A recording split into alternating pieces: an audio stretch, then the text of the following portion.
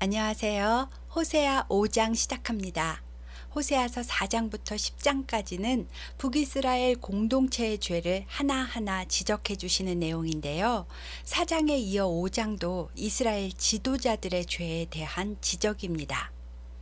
제사장들아, 이를 들으라. 이스라엘 족속들아, 깨달으라. 왕족들아, 귀를 기울이라. 너희에게 심판이 있나니 너희가 미스바에 대하여 올무가 되며 다볼 위에 친 그물이 됨이라 라고 하시는데요. 미스바는 사무엘상 7장에 사무엘이 이스라엘 백성들과 함께 미스바에서 회개하고 금식기도하여 블레셋을 몰아낸 승리의 장소였고, 다볼은 사사기 4장에 사사 드보라가 바락 장군과 함께 출전하여 가나안 왕 야빈과의 싸움에서 승리했던 장소였습니다. 그런데 사람들은 이곳이 승리의 장소니까 무슨 좋은 기운이 있을 것으로 생각하고 이 장소에 제단을 만들고 우상 숭배하는 곳으로 삼았기 때문에 미스바에 대하여 올무가 되며 다볼 위에 그물을 친 것 같이 이스라엘 공동체 전체가 나라 분위기를 우상 숭배 문화에서 헤어나올 수 없는 상태로 만들어 버렸다는 겁니다. 또 하나님께서 이스라엘을 에브라임아라고 여러 번 바꿔 부르시는 것을 알 수 있는데요. 모세의 뒤를 이어 민족의 지도자가 되었던 여호수아도 에브라임 지파였고, 사무엘도 에브라임 지파였고, 무엇보다 분열 왕국이 될 때 북이스라엘의 첫 번째 왕인 여로보암 1세가 에브라임 지파였기 때문에 하나님께서 북이스라엘을 부를 때 애칭으로 에브라임아라고 부르신다는 것도 알아두시면 좋겠습니다. 하나님께서 악한 행위와 음란한 마음을 자기 속에 가지고 있으면 어느덧 교만한 사람이 되어 회개에 합당한 열매를 맺을 수 없기 때문에 하나님께 나아가는 길이 막히고 여호와를 알지 못하게 한다고 하셨고요. 이러한 상태로는 아무리 많은 재물을 양과 소를 떼로 이끌고 와서 하나님께 제사한다고 해도 하나님은 떠나버리시고 받지 않으실 테니 하나님을 만나지 못할 거라고 하셨습니다. 7절에 그들이 여호와께 정조를 지키지 아니하고 사생아를 낳았으니 그러므로 새 달이 그들과 그 기업을 함께 삼키리로다 라고 한 말은 우상 숭배와 세상 쾌락을 추구하여 낳은 인본주의와 기복신앙은 하나님을 경외하는 신앙의 결과가 아니다 라는 말이고요. 새 달이 그들과 그 기업을 삼킨다는 말은 이번 달 바로 다음 달인 새 달에 곧 심판이 닥칠 거다라는 말씀을 하신 겁니다. 8절에 너희가 기브아에서 뿔나파를 불며 라마에서 나팔을 불며 벳아웬에서 외치기를 베냐민아 내 뒤를 쫓는다 할지어다 라고 한 말은 벳아웬은 베델을 말하는 거고요. 기브아, 라마, 벳아웬은 높은 지역에 위치하기 때문에 베냐민 땅에서 가장 안전한 지역이라고 생각되었지만 대적이 침입해 오면 다급하게 뿔나파를 불면서 베냐민 백성들아 적들이 쫓아온다 빨리 도망가라 라고 외치는 장소가 될 거라는 뜻입니다. 10절과 11절에 유다 지도자들은 몰래 땅의 경계표를 옮기는 자 같다고 남의 재산을 은밀히 갈취하는 행위에 대하여 하나님께서 그들에게 진노를 물같이 부으시겠다고 유다 지도자들에 대한 심판도 말씀하셨고요. 에브라임은 하나님의 명령이 아니라 사람의 명령 뒤따르기를 좋아하므로 이방 민족에 의해 학대와 압제를 받게 될 거라고 하셨습니다.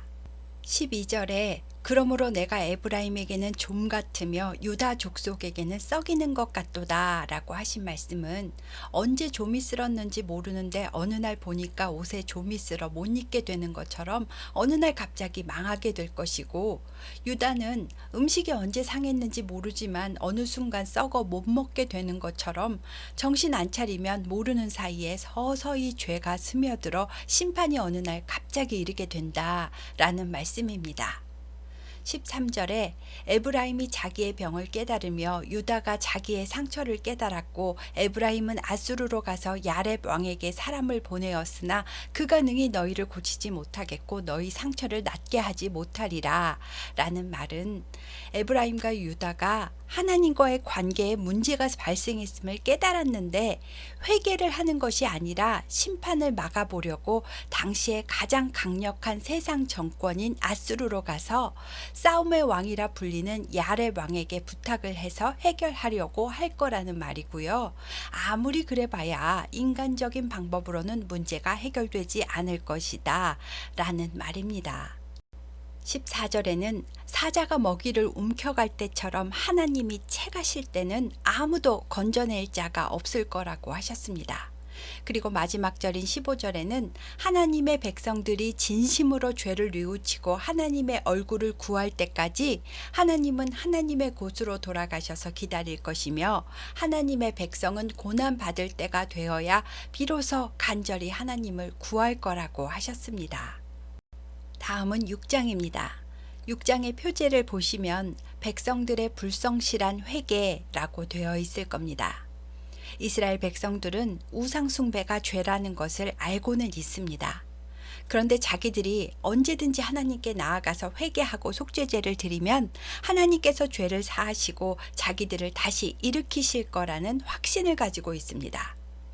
1절에서 3절은 정말 은혜되고 100번 맞는 말이지만 말만 그럴듯하고 진짜 진심으로 회개하고 죄에서 돌이키는 실천의 삶은 없는 백성들의 회개와 결단의 말입니다. 오라 우리가 여호와께로 돌아가자. 여호와께서 우리를 찢으셨으나 도로 낫게 하실 것이요 우리를 치셨으나 싸매어 주실 것임이라. 여호와께서 이틀 후에 우리를 살리시며 셋째 날에 우리를 일으키시리니 우리가 그의 앞에서 살리라.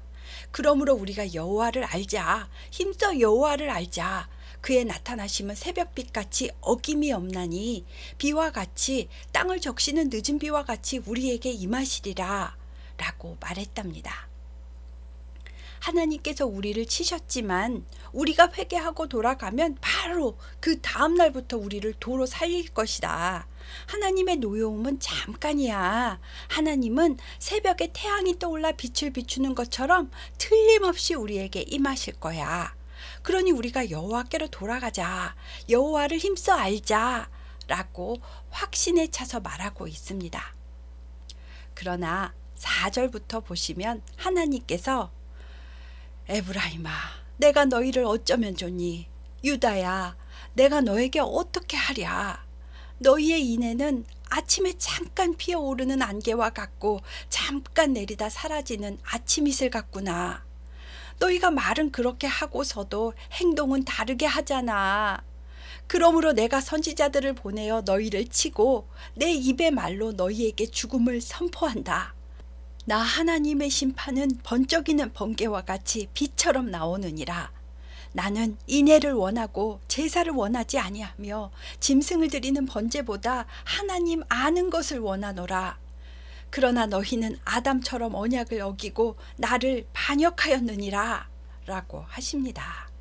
그리고 이어서 도피성인 길르앗은 악을 행하는 자의 고울이 되었고 도피성인 세겜으로 가는 길목에서는 제사장들이 강도떼가 사람을 기다림과 같이 기다렸다가 살인을 행했다고 하시면서 도피성으로 피신하는 억울한 사람들을 보호해 주어야 할 제사장들이 약자를 보호해 주지 않고 오히려 추격자들에게 돈을 받고 그들을 피해서 도망온 억울한 약자들을 잡아넘기고 죽임으로 그 성이 피발자국으로 가득 찼다고 하십니다.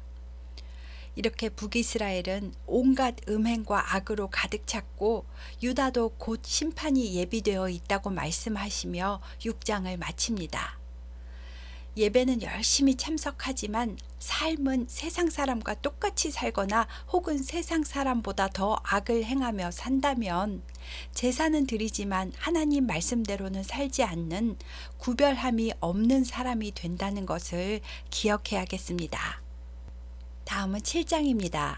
하나님께서 이스라엘을 치료하려고 할 때마다 에브라임의 죄와 사마리아의 악이 드러난다고 하시면서 그들은 서로 거짓말하며 속이고 남의 집에 들어가 도둑질하며 밖으로는 거리에서 떼지어 약탈을 행한다고 하십니다. 그런데도 이스라엘 백성들은 하나님이 이 모든 악을 보고 계시고 알고 계심을 인식하지 못한다고 하셨습니다. 그리고 7장 3절부터는 네 가지 비유를 들어서 이스라엘을 표현하시는데요. 첫 번째로 이스라엘은 달궈진 화덕 같다고 하십니다.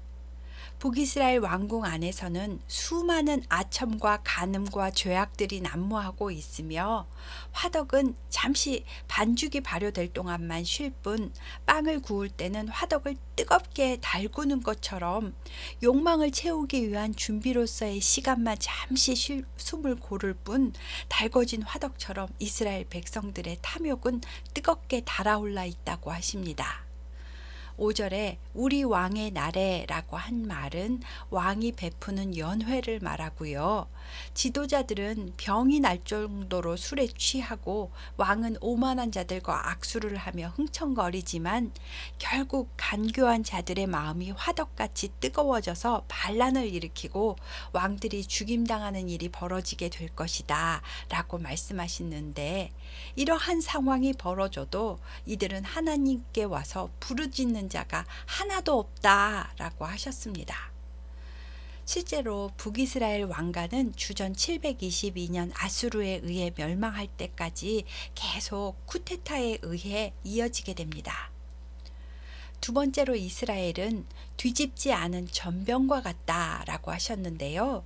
이스라엘은 하나님께서 구별하신 백성인데 이들의 혼잡함은 이방 민족의 풍습과 사고방식을 배운 것에만 그친 것이 아니라 이교도의 우상을 받아들여 하나님 대신에 섬기었다. 이렇게 이방 사람들이 이스라엘의 힘을 삼켰지만 이스라엘 백성들은 깨닫지 못하고 백발이 되어 죽을 때까지도 이를 깨닫지 못한다 라고 하시며, 강대국에게 나라의 힘을 빼앗겨도 이들은 하나님께 와서 기도하지 않는다고, 뒤집지 않은 전병처럼 밑에는 다 타고 위에는 안 익어서 먹을 수 없어서 버려야 할 상태가 되었다고 하셨습니다. 세 번째로 이스라엘을 어리석은 비둘기에 비유하셨는데요. 자기를 잡을 그물이 쳐져 있는 것을 보고도 의심하지 않고 회귀 본능에 의해 곧장 날아드는 어리석은 비둘기처럼 구원이 오직 하나님께만 있음을 깨닫지 못하고 아수르나 애굽을 의지하는데, 이 나라들은 모두 이스라엘을 해치려는 적인데도 어리석게 거기 가서 도움을 요청한답니다. 그래서 결국은 이스라엘 마지막 왕인 호세아 왕이 아수르의 조공을 바치다가 그만두고 애굽과 제휴를 맺으려고 하다가 아수르의 노여움을 사서 아수르에게 멸망당할 것을 말씀하고 있고요. 이것은 모두 하나님을 떠나 잘못된 길로 간 결과이고, 이들이 하나님께 나올 때는 곡식과 새 포도주 때문에, 즉 자기의 탐욕을 하나님을 통해 채우려는 마음으로 하나님께 나아올 뿐 진실된 마음으로 하나님의 주권을 인정하고 하나님의 백성으로 말씀에 순종하며 나오는 것이 아니라고 하십니다. 하나님은 이들을 구해주고 고쳐주고 힘을 실어주고 싶으셔도 이스라엘 백성이 거역하고 하나님께 거짓말하고 뒤로는 우상 숭배하며 하나님 앞에서 악을 꾀하였다고 하십니다. 네 번째로는 이스라엘을 속이는 활과 같다고 하셨는데요. 이는 관역에서 빗나가는 화살처럼 하나님께 돌아오는 것처럼 하다가도 하나님의 백성인 이스라엘이 여호와의 율법을 벗어나 거짓 우상과 이방 민족을 의지한다고 하신 겁니다.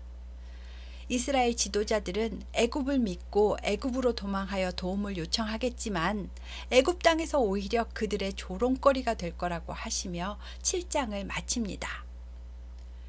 달궈진 화덕처럼 탐욕의 눈이 멀고 뒤집지 않은 전병처럼 앞뒤가 다르게 혼잡한 삶을 살며 어리석은 비둘기처럼 잘못된 길로 의심 없이 날아들어 올무에 걸리고 속이는 활처럼 활은 하나님을 향한 것 같은데 화살은 엉뚱한 데로 날아가는 이 이스라엘에게 하나님은 제발 정신 차리고 하나님께로 돌아오라고 말씀하고 계십니다. 다음은 8장입니다. 1절부터 독수리가 먹잇감을 덮치는 것처럼 대적이 쳐들어오니까 경고의 나팔을 불라고 하시는데요. 원수가 이스라엘을 덮친다고 하는 것이 아니라 여호와의 집에 덮칠 것이라고 말씀합니다. 여기서 여호와의 집이란 성전을 말하는 것이 아니고요. 하나님이 주신 기업인 이스라엘 전체를 나타내는 것이고, 하나님이 주신 기업에 사는 하나님의 백성이 하나님과의 언약을 어기고 하나님의 율법을 지키지 않으므로 원수가 침입해 온다라고 말씀하고 있습니다. 원수가 침입할 때 이스라엘 백성들은 나의 하나님이여, 우리 이스라엘이 주를 아나이다 라고 부르짖을 테지만, 이것은 위기를 모면하려고 하는 말일 뿐, 너희는 이미 하나님을 따르는 선한 길을 버렸으니 원수가 너희 뒤를 따를 것이다 라고 말씀합니다.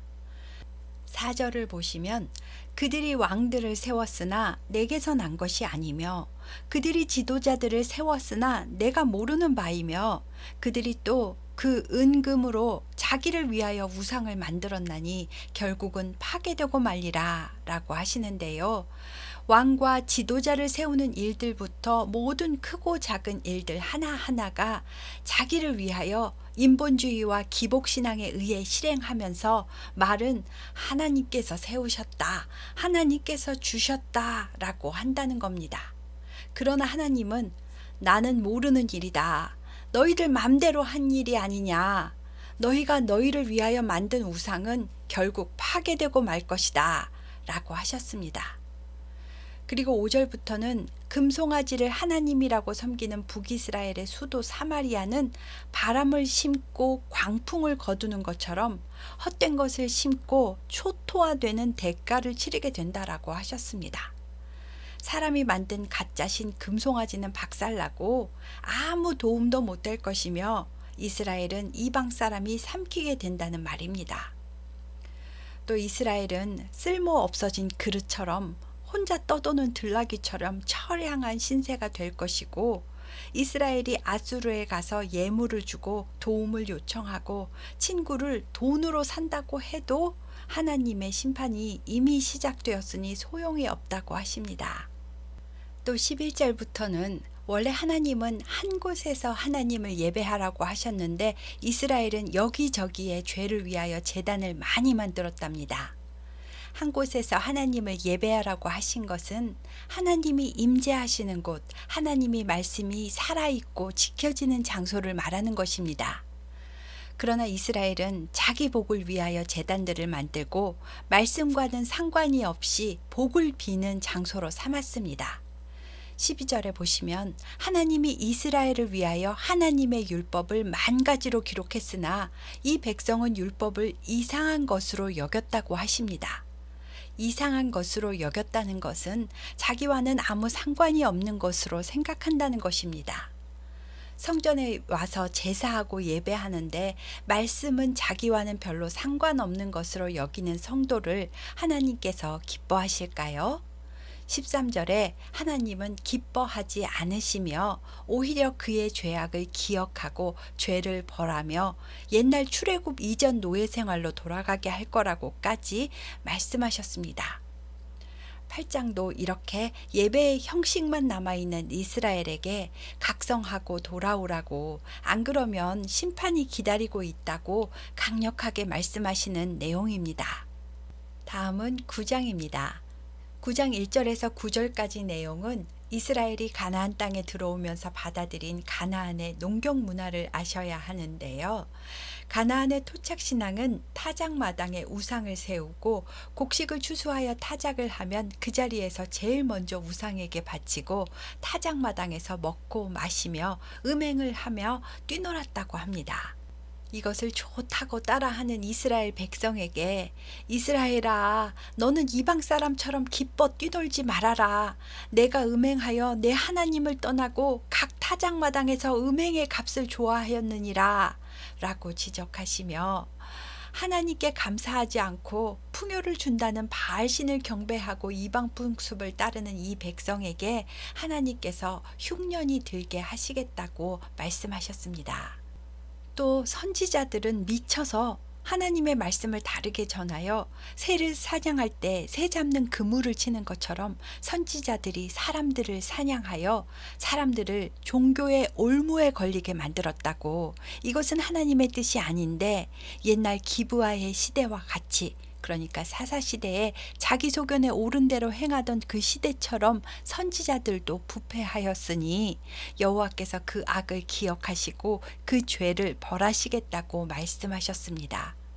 10절부터는 하나님께서 옛적의 이스라엘을 대할 때는 물이 없는 광야에서 포도를 만남 같이 반갑게 대하셨고, 무화과 나무에서 처음 맺힌 첫 열매를 봄같이 이스라엘을 귀하게 보셨는데, 이제는 이스라엘 백성이 바알브올에게 가서 우상에게 몸을 바쳐 이스라엘이 그 우상들과 같이 더러워졌다라고 하십니다. 그렇기 때문에 이스라엘의 영광이 새같이 날아갈 것이고 이스라엘은 다음 세대가 없을 것이다. 즉 미래가 없다라고 말씀하셨습니다. 지금은 에브라임이 아름다운 곳에 심긴 두로와 같이 안전한 것처럼 보이지만 훗날 이스라엘은 자기 자식들을 어쩔 수 없이 도륙하는 살인자에게 내어줄 만큼 비참한 상황에 처해질 거라고 하셨기 때문에 호세아는 그 심판의 날에는 어린아이들까지 모두 살육당하게 될 거니까 차라리 아이가 태어나지 않게 해달라는 기도를 하고 있습니다. 15절에 그들의 모든 악이 길갈에 있다라고 한 말은 이스라엘이 처음 요단강을 건너 가나안에 들어왔을 때 처음 정착했던 곳이 길갈이었는데 후에 이곳이 우상 숭배지가 되었다는 것을 말씀하는 것이고, 백성의 지도자들이 다 반역하여 잘못 인도함으로 에브라임은 심판을 받고 여러 나라 가운데 떠도는 자가 될 거라고 하시며 9장을 마칩니다. 다음 10장은 이스라엘이 두 마음을 품었다는 것을 지적해 주셨습니다. 이스라엘은 하나님께 대한 마음도 있지만 세상을 향한 마음도 품고 있습니다. 하나님께도 빌어 복을 받고 세상 권력도 의지하여 부를 취하고 이왕이면 비를 내린다는 풍요의 신에게도 절을 하여 농사까지 잘 되면 다 형통하지 않느냐? 라는 논리입니다. 그러나 이것은 두 마음을 품은 것이 아니라 이미 하나님을 떠난 것입니다. 하지만 본인은 두 개 다 가진 것이라고 착각을 할 것입니다. 겉으로는 신앙인인 척해도 종이 두 주인을 섬길 수 없듯이, 예를 들어 그 마음이 자동차라고 생각을 하면 운전대를 잡은 주인은 이미 하나님이 아닌 겁니다. 하나님은 그들이 두 마음을 품었으니 이제 벌을 받을 것이라 라고 하셨습니다. 9절을 보시면 북이스라엘은 옛날 사사시대, 즉 기브아 레위인 첩사건 때부터 지금까지 300년 이상을 지속적으로 죄를 짓는다고 말씀하시면서, 지금까지는 곡식을 밟아 떠는 길들인 암소처럼 입에 망을 씌우지 않아 곡식을 마음껏 먹을 수 있었지만 앞으로는 에브라임이 사람도 태우고 수레도 끌어야 하고 밭도 갈게 하시겠다고 죄에 대한 징계로 이제는 아무리 많은 일을 해도 먹지 못하게 될 거라고 곤고한 삶을 예언하셨습니다. 12절에 너희가 자기를 위하여 공의를 심고 인애를 거두라. 너희 묵은 땅을 기경하라. 지금이 곧 여호와를 찾을 때니 마침내 여호와께서 오사 공의를 비처럼 너희에게 내리시리라 라고 하셨는데요. 공의를 심는다는 것은 하나님과 우상을 겸하여 섬기지 않고 오직 공의의 하나님 한 분만 섬긴다는 말이고요. 그렇게 하면 하나님의 인애를 경험하게 된다는 말입니다. 하나님의 인애를 경험하면 이웃 사랑을 실천할 수 있습니다. 이것은 하나님을 위해서가 아니고 자기 자신을 위해서 이렇게 하라고 하신 겁니다. 그런데 공의를 심고 인애를 거두기 위해서는 반드시 묵은 땅을 기경해야 합니다. 땅을 갈아엎지 않으면 땅이 길바닥처럼 딱딱해져서 말씀의 씨가 뿌리를 내리지 못합니다.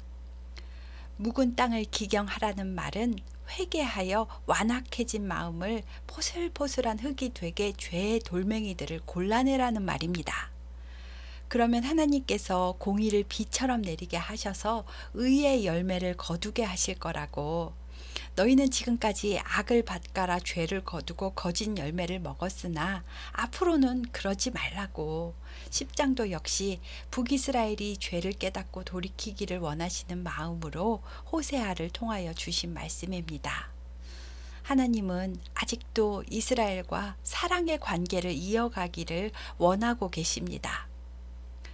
이렇게까지 자세하게 이해하기 쉽도록 여러 각도로 죄를 지적해 주시고 심판이 있다고 엄포도 놓으셨는데 이스라엘 백성은 어째서 계속 죄의 길을 선택하는 건지 정말 어리석다라는 생각이 들지 않으셨나요?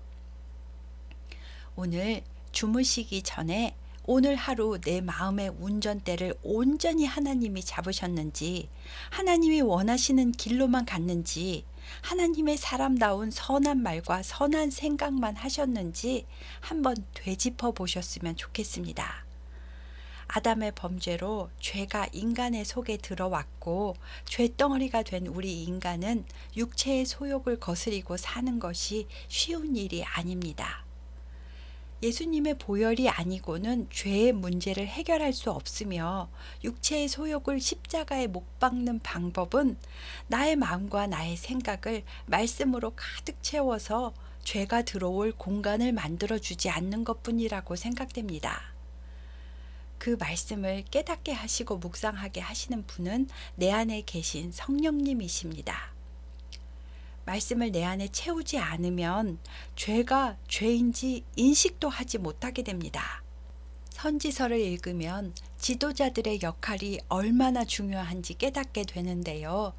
우선 나의 주변부터 세상이 아무리 휘몰아쳐 돌아가도 우리는 하나님의 말씀대로 살자라고 하며 하나님의 말씀대로 살려면 어떻게 생각하고 말하고 결정해야 하는지 수많은 삶의 경우의 수에 말씀을 대입하여 실천하고 믿음을 지켜나가기 위해서 고민하고 생각하고 나누고 변화시켜 갔으면 좋겠습니다.